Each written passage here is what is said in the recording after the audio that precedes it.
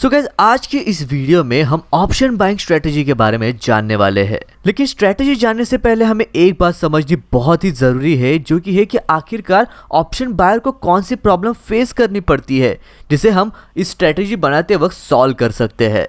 उदाहरण के लिए समझ लेते हैं कि मार्केट अभी 17,300 पर है, तो बायर जाके 17,500 की कॉल बाय कर लेता है जिसका प्रीमियम है 50 रुपीज़। तो फ्राइडे को हमने ये ट्रेड लिया था, तो जब अगला दिन आता है यानी कि मंडे, तब मार्केट 17,300 पर ही रहता है, वो जगह से हिलता नहीं है। तो प्रीमियम जो 50 का था वो डीके होके 45 का हो जाता है और इसके बाद वाले दिन मार्केट शूटअप हो जाता है 100 पॉइंट से। तो ये तो अच्छी बात हुई। तो प्रीमियम 45 से हाइक स्पाइक होके सीधा 75 तक पहुंच जाते हैं और फिर अगले दिन मार्केट और 50 रुपीज़ से बढ़ जाता है, लेकिन प्रीमियम भी 5 ही रुपये से बढ़ता है जो कि 80 हो जाता है। ये तो बहुत अच्छा है कि भाई चलो 50 से 80 हो गया, तो बायर सोचेगा कि एक बार 100 हो जाए तो कैसे मैं अपना बाजू में निकल लूँगा पैसे, भाई मुझे डबल हो जाएंगे मेरे पैसे।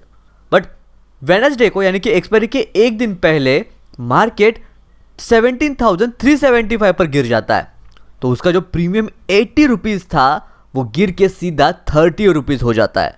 तो आप देख सकते हैं कि कितना डीके हो जाता है एक्सपायरी के पहले दिन। और फिर जो लास्ट थर्सडे यानी एक्सपायरी के दिन जब मार्केट 17,475 यानी 100 पॉइंट से ऊपर जाने के बाद भी आपका प्रीमियम ज़ीरो हो जाएगा, क्योंकि वो तो एक्सपायरी रेट था ना, तो पूरा प्रीमियम ज़ीरो हो जाएगा। तो यही problem majority of option buyer face करते हैं। तो आप देख सकते हैं कि कैसे बायर का व्यू बुलिश होने के बावजूद भी मार्केट उस पॉइंट से 175 पॉइंट्स ऊपर जाने के बाद भी लॉस हुआ बायर को। तो आज की वीडियो में हम यही देखेंगे कि कैसे हम थीटा डीके को मिनिमाइज कर सकते हैं। अगर कोई ऑप्शन सेलर होता तो उसे पूरा 50 रुपीज़ का प्रीमियम मिल जाता। सो कैसे हम इस वीडियो को 3 पार्ट में डिवाइड करेंगे। पहला तो है व्हेन टू ट्रेड यानी कि ट्रेड कब लेना चाहिए, दूसरा है कैपिटल मैनेजमेंट और तीसरा है व्हाट टू ट्रेड यानी कि ट्रेड क्या करना चाहिए। सो गाइस, आगे बढ़ने से पहले हमें एक बात समझना बहुत इंपॉर्टेंट है कि आखिरकार जब हम ऑप्शन बाइंग कर रहे हैं तो हमारे विनिंग रेट कितना है, कितना परसेंटेज है। यदि हम सेलर के पर्सपेक्टिव से देखें तो उसका विनिंग परसेंटेज हो सकता है 67%, क्योंकि 67% टाइम मार्केट रेंज बाउंड रहता है। तो यानी कि थीटा डीके ज़्यादा होता है और सेलर के पैसे बनाने के चांसेस भी ज़्यादा हो जाते हैं, तो बचे हुए होते हैं 33%।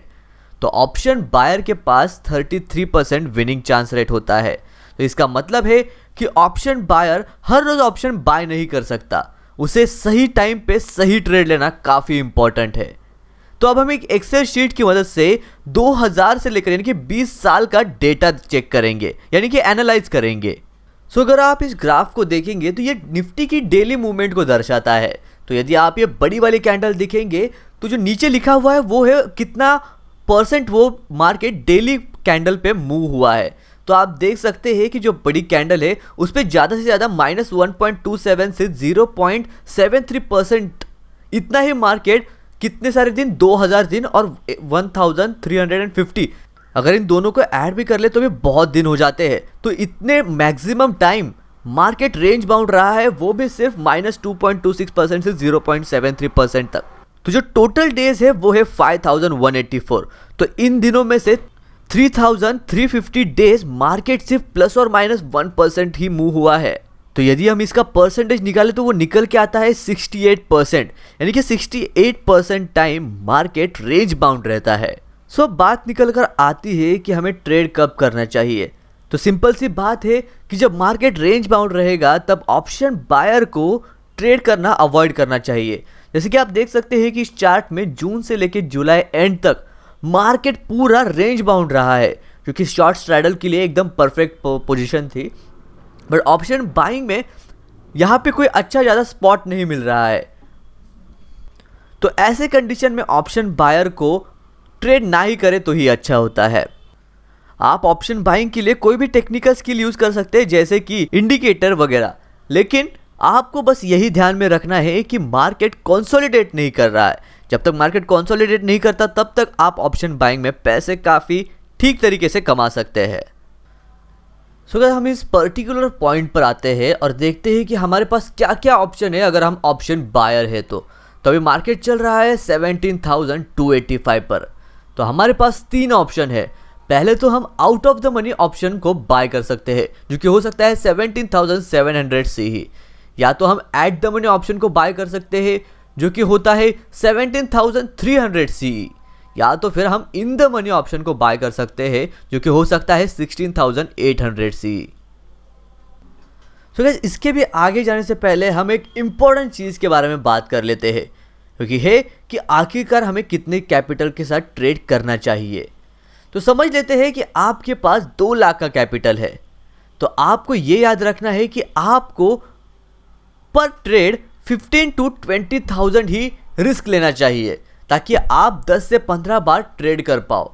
क्योंकि समझ लो आपने पहली बार ट्रेड कर लिया जो कि लॉस में चला गया, वैसे भी आपकी प्रोबेबिलिटी ऑफ विनिंग काफ़ी कम है, तो आपको ये काफ़ी इंपॉर्टेंट है कि कैपिटल मैनेजमेंट कैसे करना चाहिए। तो समझ लो आपका पहला ट्रेड लॉस में गया, दूसरा ट्रेड लॉस में गया, तीसरा ट्रेड भी लॉस में गया, लेकिन जब आप प्रॉफिटेबल रहोगे तब आप प्रॉफिटेबल बिग रहोगे।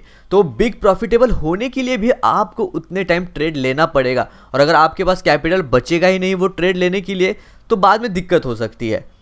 तो इसीलिए पर ट्रेड 15 to 20 के, अगर आपका कैपिटल 2 लाख होगा, और ऐसे ही अगर आपका कैपिटल ज़्यादा होगा तो उसका वही परसेंटेज आप निकाल सकते हैं। सो गाइस, जो पहले हमने 3 स्ट्राइक प्राइजेस लिए थे, in the money, at the money, out of the money, हम उनका सेंसिबल के ऑप्शन चेन से प्रीमियम नोट डाउन कर लेते हैं। 16,800 का है 495, 17,300 का है 95 और 17,700 का है 10 रुपीज़। तो अब हम देखते हैं कि जो नॉर्मल ऑप्शन बायर होते हैं उनका माइंडसेट कैसे वर्क करता है। तो जो 10 रुपये का प्रीमियम है वो सोचेंगे कि ये 10 रुपये से 100 रुपये हो जाएगा, अपना मनी 100 टाइम हो जाएगा या फिर डबल हो जाएगा, पूरा डबल से भी बहुत ज़्यादा हो जाएगा। वैसे ही वो एक तो ये बाय करेंगे या फिर एट द मनी जो कि 95 वाला है वो बाय कर लेंगे, वो उन्हें में भी 50% 60% रिटर्न दे दे। लेकिन वो मेजोरिटी ऑफ टाइम वो कभी ये नहीं सोचेंगे कि इन द मनी बाय करना चाहिए। ओके, वो 495 से ज़्यादा कितना 600 जा सकता है, जो कि सिर्फ 20% है, हम वो क्यों बाय करें।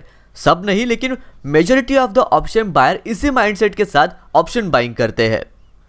अब हमने ये बायर्स का पर्सपेक्टिव देख लिया, अब सेलर्स का पर्सपेक्टिव देखते हैं। समझ लो मैं ऑप्शन सेलिंग करता हूँ, तो मैं 95 यानी कि 17,000 एट द मनी की 95 प्रीमियम वाली कॉल जरूर सेल करूँगा। मैं तो हैप्पी रहूँगा कि भाई शॉर्ट स्ट्राइडर क्रिएट कर लेंगे, रिस्क भी लिमिटेड रहेगा और प्रॉफिट भी होने के चांसेस ज़्यादा है।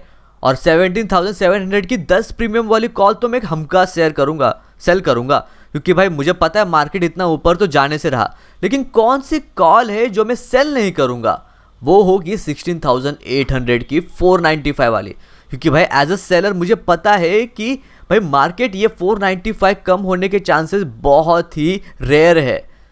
और आप ऑप्शन बायर वही चीज़ शेयर बाय कर रहे हैं जो मैं सेल करने के लिए हैप्पी हूँ, यानी 95 वाला आप बाय करना चाहते हो एट द मनी, जो कि मैं हैप्पीली सेल कर सकता हूँ। और वैसे ही 70,700 यानी कि आउट ऑफ द मनी वाला कॉल आप हैप्पीली बाय कर रहे हो, जो कि मैं सेल कर सकता हूँ और मुझे पता है मेरे विनिंग रेट ज़्यादा है। आप कौन सा बाय नहीं कर रहे, वो है 495 प्रीमियम वाली कॉल, जो कि 16,800 इन द मनी वाली, जहाँ पे मैं सबसे ज़्यादा अनकंफर्टेबल हूँ उसे सेल करने के लिए। तो अज्यूम करते हैं कि हमारे पास 25,000 रुपीज़ है और हमें इन तीनों ऑप्शंस में डालने हैं।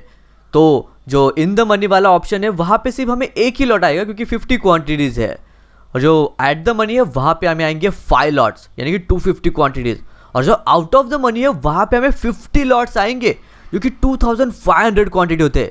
यानी कि सिर्फ एक भी रुपये अगर वो ऊपर चला जाता है तो हमारा प्रॉफिट सीधा बढ़ के 5,000 हो जाता है। लेकिन वही इन द मनी वाला एक लॉट वाला उतना सेम प्रॉफिट करने के लिए उसे 100 पॉइंट से ऊपर जाना पड़ेगा, जो कि काफ़ी हार्ड है।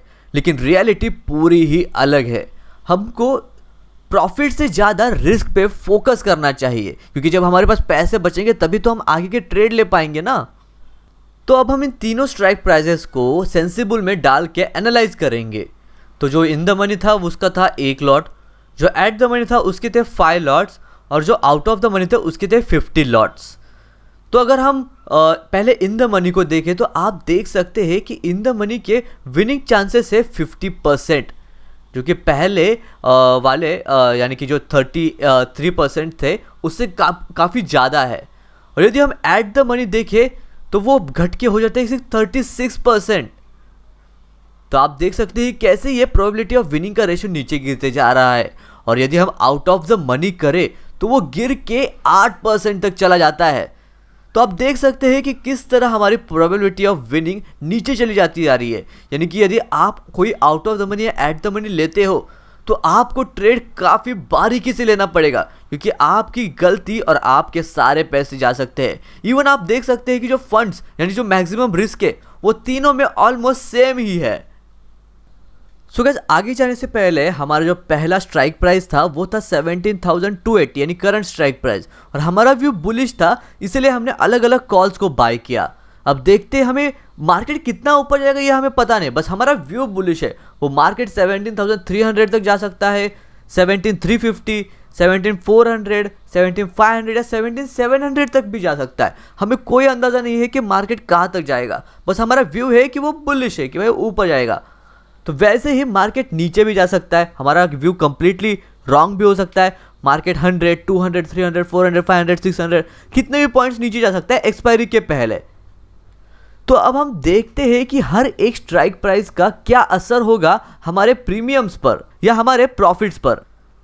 तो जब मार्केट 17,300 पे आ जाएगा, यानी कि सिर्फ 5 पॉइंट या चलो पकड़ लेते हैं 20 पॉइंट मार्केट सिर्फ ऊपर आया, तो हमारा जो इन द मनी कॉल है वो हमें 750 रुपीज़ का प्रॉफिट देगा, और जो हमारा एट द मनी कॉल है वो हमें लॉस देगा 23,000 का। यानी कि अभी मार्केट सिर्फ 20 पॉइंट ही मूव हुआ है अब ऊपर, यानी कि लगभग सेम ही जगह पर है, फिर भी हमारा एट द मनी हमें लॉस दे रहा है। और यदि market out of the money चला जाए, आउट ऑफ द मनी का देखे तो वो तो पूरा ही लॉस देगा, वो पूरा ही कंप्लीट लॉस देगा मार्केट ऊपर जाने के बावजूद भी। तो वैसे ही हम नेक्स्ट स्ट्राइक प्राइस देख के 17,350 यानी कि लगभग 70 पॉइंट ऊपर का, तो हमारा जो इन द मनी है वो हमें 3,250 का प्रॉफिट देगा, और जो एट द मनी है वो अभी भी लॉस दे रहा है -10,800 का। यानी कि मार्केट अपने डायरेक्शन में मूव होने के बावजूद भी, अपने स्ट्राइक प्राइस के ऊपर जाने के बावजूद भी हम लोग लॉस में है एट द मनी पे। और यदि हम आउट ऑफ द मनी देखें तो वो तो ऑब्वियसली और ज़्यादा लॉस ही देने वाला है, मतलब कंप्लीट लॉस, जितना हमने प्रीमियम भरा वो सारा चला जाएगा आउट ऑफ द मनी में। और अब मार्केट को हम लोग 17,400 पे करें तो जो इन द मनी वाला है वो हमें प्रॉफिट देगा 5,700 का, और जो एट द मनी है वो अभी ब्रेक इवन पे पहुंच के हमें थोड़ा सा प्रॉफिट देगा 1,700 का, और जो आउट ऑफ द मनी है वो सिमिलरली पूरा प्रीमियम खा जाएगा। और अब हम और ज़्यादा ऊपर चलते हैं, जैसे कि 17,500 पर, तो यहाँ पर हमारा इन द मनी प्रॉफिट देगा 5,750 का, और यह पॉइंट है जहाँ पर हमारा एट द मनी एक्चुअल में प्रॉफिट देना शुरू करेगा, यानी कि लगभग 3 से 4 गुना ज़्यादा प्रॉफिट देगा हमारे इन द मनी से, जो कि होगा 26,700। और आउट ऑफ द मनी अभी भी हमारा पूरा प्रीमियम खा रहा है, क्योंकि वो अभी तक आउट ऑफ द मनी है तो वो ज़ीरो होने वाला है। और यदि हम बढ़ा के स्ट्राइक प्राइस करें 17,700 की, तो जो हमारा एट द मनी है वो हमें 20,000 प्रॉफिट देगा, और जो जो इन द मनी है वो हमें 20,000 प्रॉफिट देगा, और जो एट द मनी है वो हमें प्रॉफिट देगा 76,000। ये पॉइंट होगा जब हमें वो सबसे ज़्यादा मैक्सिमम प्रॉफिट देगा, और जो आउट ऑफ द मनी होगा वो फिर भी पूरा लॉस देगा। अब आप पूछोगे कि वो 70,700 पे पहुंच गया लेकिन फिर भी वो पूरा लॉस करेगा। अब आप सोचोगे कि भाई चलो ठीक है, मुझे पता है एट द मनी पे रिस्क भी है लेकिन प्रॉफिट भी तो उतना ज़्यादा है, तो वो मैं आपको अभी समझाता हूँ। तो ऐसा समझ लेते हैं कि मार्केट ऊपर जाने के बजाय नीचे चला जाएगा, तो अगर उस पॉइंट से नीचे जाएगा तो एट द मनी तो आपको पूरा लॉस दे ही देगा, आउट ऑफ द मनी तो पूरा लॉस दे ही देगा, एट द मनी भी आपका पूरा मार्जिन या फंड खा जाएगा। लेकिन जो इन द मनी है वो आपको ज़्यादा लॉस नहीं देगा। तो अगर देखते हैं कि मार्केट 100 पॉइंट नीचे आ जाता है, यानी कि 17,200 पे आ जाता है, तो भी आपका इन द मनी वाला कॉल आपको सिर्फ 5,000 का लॉस देगा, जो कि ऑलमोस्ट आपका 1/5 है। पूरा ये बाकी सब तो भूल ही जाओ, 17,100, 17,100, 17,000, 16,800 ये तो छोड़ ही दो, ये तो दोनों में तो एट द मनी और आउट ऑफ द मनी दोनों जीरो हो जाएंगे और आपका पूरा प्रीमियम चला जाएगा। लेकिन इन द मनी है वो 17,200 के वो नीचे जाने के बावजूद भी आपको बस 5,000 का लॉस देगा। अब हम उसे और थोड़ा नीचे लेके जाते हैं, अब देखते हैं कि फिर कितना लॉस देगा। अगर वो 200 पॉइंट से नीचे आ जाता है यानी कि 17,100 पे आ जाता है, तब भी वो आपको बस 9,000 का ही लॉस देगा, जहाँ तक बाकी के दो आपका अब तक पूरा कैपिटल खा चुके होते। और अगर और उसको नीचे गिराते यानी कि 16,900 पर अगर वो इतना नीचे भी चला जाता है, तब भी आपका लॉस 19,250 होगा, यानी कि तब भी आपका पूरा कैपिटल नहीं जाएगा इतना नीचे जाने के बावजूद भी। अब आपको शायद समझ गया होगा कि क्यों option seller in the money call को सेल करने से डरते हैं, क्योंकि 5-10 पॉइंट ऊपर नीचे बहुत प्रीमियम खा लेगा उनका, इसलिए वो option in the money option को बाय करना अवॉइड कर देते हैं। बड़ी क्वांटिटी तो छोड़ो, वो छोटी क्वांटिटी में भी बाय नहीं करेंगे। तो इसीलिए मुझे ऐसा लगता है कि in the money option at the money और आउट ऑफ द मनी से कई गुना ज़्यादा सेफ एंड अच्छे हैं। तो अगर हम निफ्टी की ऑप्शन चेन देखें तो वहाँ पर आपको एक ऑप्शन दिखेगा डेल्टा करके, जो कॉलम है वो वहाँ पे एक डेल्टा करके कॉलम होगा। तो आखिरकार डेल्टा होता क्या है? तो डेल्टा वो चीज़ होती है जहाँ पर निफ्टी अगर एक पॉइंट से मूव हो तो वो पर्टिकुलर ऑप्शन की प्राइस कितने पॉइंट से बढ़ेगी, ये दर्शाता है डेल्टा। यानी कि अगर 16,800 पर अगर निफ्टी अभी 17,318 पर है, अगर वो 17,318 से 17,319 पर चली जाए तो 16,800 के इन द मनी कॉल की प्राइस कितने से बढ़ेगी? वो होगी 0.93। तो वैसे ही हम अगर नीचे आए और देखें 17,600 की, तो अगर निफ्टी 17,319 पर पहुंच जाए तो वो सिर्फ बढ़ेगी 0.14 पैसे से। तो 0.14 पैसे से बढ़ेगी, तो वही ऊपर वाली बढ़ेगी 0.93 पैसे से। आप कहोगे कि भाई नहीं, थीटा डी के भी होता है, तो आपको वही बाजू में एक कॉलम दिखेगा थीटा करके, तो वहाँ पे आप दोनों को कंपेयर कर सकते हैं, 16,800 के थीटा को और 17,600 के थीटा को। वो ऑलमोस्ट ज़्यादा है, उल्टा आउट ऑफ द मनी का तो थीटा डी के और भी ज़्यादा है। तो आप ही बताइए कि इन दोनों में से सबसे सेफ कौन है और सबसे ज़्यादा प्रॉफिट देने के चांसेस किसके हैं? तो अब हम इसे और अच्छे से समझने की कोशिश करते हैं। तो मार्केट को हम लोग ने सोचा था कि मार्केट 17,285 पर है और मार्केट अगर 16,800 सी की प्रीमियम है 495, तो उसकी इंट्रिंसिक वैल्यू है 485 रुपीज़, और जो टाइम वैल्यू है जो थीटा डी के हो सकता है वो है सिर्फ 10 रुपीज़। तो वही 17,700 सी के प्रीमियम है 10 रुपीज़, तो उसकी इंट्रिंसिक वैल्यू है 0 रुपीज़, और उसकी टाइम वैल्यू यानी जो थीटा डी के हो सकता है वो है 10 रुपीज़। तो अब आप देख सकते हैं कि कैसे दोनों का टाइम वैल्यू सेम है, यानी जो थीटा डी के हो सकता है वो सेम है। कल को अगर मार्केट नीचे ऊपर हो जाता है तो उनका अगर थीटा डी के होगा तो 16,800 का प्रीमियम इंट्रिंसिक वैल्यू यानी जो time value, intrinsic value same ही रहेगी, लेकिन जो टाइम वैल्यू है वो 3 रुपये से घट जाएगी और 7 रुपये हो जाएगी। तो वही 17,700 सी की भी टाइम वैल्यू 10 से घटकर 7 हो जाएगी, क्योंकि दोनों का टाइम वैल्यू सेम ही है, तो थीटा डी के भी ऑलमोस्ट सेम ही रहेगा। तो अगर हम इसे और ज़्यादा डिटेल में समझे तो ऐसे समझ लेते हैं कि मार्केट 17,285 पर था और वो 10 पॉइंट से ऊपर चला गया, यानी कि 17,295 पर चला गया। तो जो 16,800 का 0.92 वाला डेल्टा था वो बढ़ के हो जाएगा 9.2, और जो 17,700 यानी कि 0.08 का डेल्टा था वो बढ़ के हो जाएगा 0.8। तो जो फाइनल वैल्यू हो जाएगी 16,800 की, वो उसमें 495 पहली थी, तो 9.2 ऐड करेंगे तो हो जाएगी 504.2, और वही 17,700 की हो जाएगी 10.8, और जो थीटा डी के था टाइम वैल्यू वो 3 से ही माइनस हो जाएगी। तो जो 17,700 की है वो हो जाएगी 7.8, और जो 16,800 की है वो हो जाएगी 501.4। तो आप देख सकते हैं कि दोनों में थीटा डी के सेम ही है, लेकिन जो प्रीमियम 16,800 यानी कि इन द मनी के बड़े हैं उसके और 17,700 के जो प्रीमियम बड़े हैं उसको कंपेयर करेंगे तो 16,800 के प्रीमियम काफ़ी ज़्यादा बड़े हैं। तो इसीलिए in the money call option buying करना ज़्यादा बेनिफिशियल है आउट ऑफ द मनी से।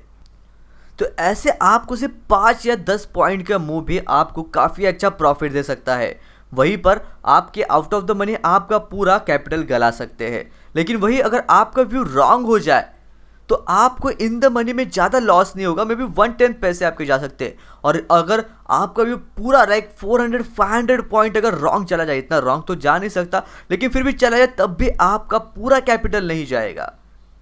तो अब देखते हैं कि पूरे वीडियो की समरी में हमने क्या क्या समझा। पहला था कि चूज़ योर ट्रेड। हमें पता है कि जो ऑप्शन बायर है उसके विनिंग परसेंटेज 33 to 35% है, तो हमें कौन से ट्रेड सही तरह से चूज़ करने चाहिए। दूसरा ऑप्शन है मैनेजिंग कैपिटल प्रॉपरली, कि कैसे हमें अपने कैपिटल को मैनेज करना चाहिए। जैसे कि मैंने आपको बताया था कि अगर 2 लाख का कैपिटल हो तो आपको उसमें से 15 से 20 हज़ार तक का ही रिस्क लेना है पर ट्रेड का, ताकि आप ज़्यादा ट्रेड कर पाओ, और जहाँ पर लॉस हुआ है छोटा छोटा, वो एक बड़ा प्रॉफिट आपको कवर कर ले वो सारे लॉस। और थर्ड पॉइंट है use deep in the money instead of out of the money. इसका रीज़न तो मुझे वापस से बताने की शायद ज़रूरत नहीं कि आखिरकार इसके कितने बेनिफिट्स हैं। अगर आपको इस वीडियो में कोई डाउट लगा हो तो वो कमेंट करके बताना, और अगर आपके कोई सजेशंस है तो उसे भी कमेंट में बताना। तो चलो, मैं मिलता हूँ आपको ऑप्शन बाइंग के नेक्स्ट एपिसोड में। तब तक के लिए बाय बाय।